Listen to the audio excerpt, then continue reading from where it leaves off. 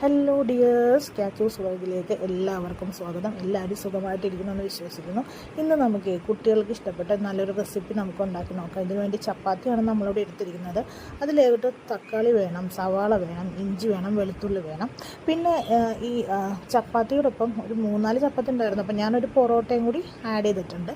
പിന്നെ നമുക്ക് വേണ്ടൊരു സ്പെഷ്യൽ ഐറ്റമാണ് എഗ്ഗ്.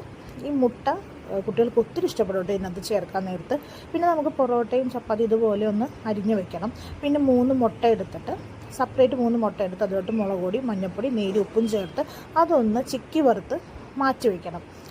എന്നിട്ട് നമുക്കൊരു പാൻ എടുക്കാം. പാൻ എടുത്ത് വേപ്പില, സവാള ഒന്ന് വഴന്ന് വരുമ്പോഴേക്കും അതിലോട്ട് ഇഞ്ചിയും വെളുത്തുള്ളിയും അതും ഒന്ന് വഴന്ന് വരുമ്പോഴേക്കും ആവശ്യത്തിന് കുരുമുളക്, ആവശ്യത്തിന് മഞ്ഞൾപ്പൊടി, ആവശ്യത്തിന് ഗരം മസാല, ആവശ്യത്തിന് മുളക് പൊടി. ഈ മുളക് പൊടി ഓപ്ഷണലാണ്, കുട്ടികൾക്ക് എരിവിനനുസരിച്ച് വേണം മുളക് പൊടി ചേർക്കാനായിട്ട്. അതിനുശേഷം നന്നായിട്ട് വഴന്ന് വരുമ്പോഴേക്കും മുരിഞ്ഞെന്ന് കണ്ടു കഴിയുമ്പോൾ നമുക്ക് തക്കാളി ഇട്ട് കൊടുക്കാം.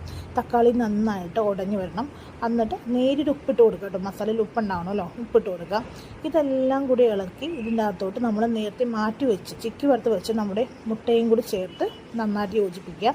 അതിനുശേഷം നമ്മുടെ ഈ ചപ്പാത്തി അല്ലെങ്കിൽ പൊറോട്ടയുടെ കൂട്ട് അതും കൂടി ചേർത്ത് നന്നായിട്ട് ഫ്രൈ ചെയ്തെടുക്കുക, വരട്ടിയെടുക്കുക. കുട്ടികൾക്ക് ഒത്തിരി ഇഷ്ടപ്പെടും. ഇതിൻ്റെ അകത്ത് നമുക്ക് വേണമെങ്കിൽ ചിക്കൻ ചേർക്കാം, അല്ലെങ്കിൽ ടൊമാറ്റോ സോസ് ആഡ് ചെയ്യുന്നത് നല്ലതായിരിക്കും.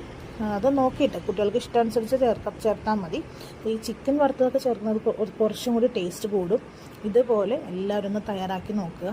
കുട്ടികൾക്ക് മോർണിംഗ് ബ്രേക്ക്ഫാസ്റ്റായിട്ടും ഈവനിങ് സ്നാക്കായിട്ടൊക്കെ ചായയുടെ ഒപ്പം കൊടുത്താൽ ഒത്തിരി ഇഷ്ടപ്പെടും. ഒന്ന് ട്രൈ ചെയ്ത് നോക്കുക കേട്ടോ.